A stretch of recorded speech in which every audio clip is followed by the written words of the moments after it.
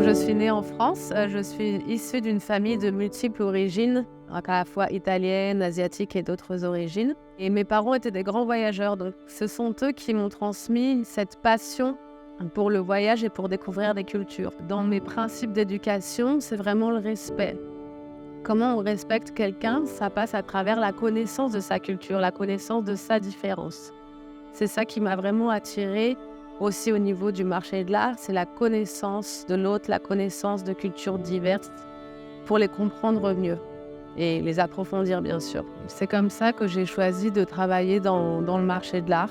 J'ai étudié pour être commissaire-priseur. Le commissaire-priseur, c'est une profession qui est très diverse et qui permet d'avoir un regard assez généraliste, assez encyclopédique sur toutes les techniques de l'art, mais aussi toutes les zones géographiques. Ensuite, comme j'étais une personne assez curieuse, j'ai souhaité me diriger vers d'autres secteurs du marché de l'art pour connaître un peu toutes leurs facettes. Et c'est comme ça que j'ai commencé à faire de la gestion de collections privées, notamment auprès de la Fondation Beyeler au début, et aussi à travailler en galerie, dans un groupe de galeries qui avait des galeries dans plusieurs parties du monde, qui m'a permis de développer principalement les langues. Les langues, c'est un point très important dans le commerce du marché de l'art, puisque c'est vraiment le premier contact personnel que vous avez avec une personne. Et à partir du moment où vous parlez sa langue maternelle, c'est très rassurant et ça permet de mettre en confiance. Le Brésil, ça a été vraiment un coup de cœur pour moi, une découverte et une envie d'y rester. Et j'ai eu cette chance de pouvoir travailler auprès de la Bolsa de Arte, qui est la plus importante maison de vente aux enchères au Brésil et sûrement en Amérique latine. Et c'est à ce moment-là que j'ai commencé à développer cette spécialité en art latino-américain et plus particulièrement en art et design brésilien. Et j'ai d'ailleurs monté les premières ventes aux enchères de la spécialité de design brésilien à Paris dans les années 2015. Et il s'agit aujourd'hui d'une spécialité qui est extrêmement prisée sur le marché international.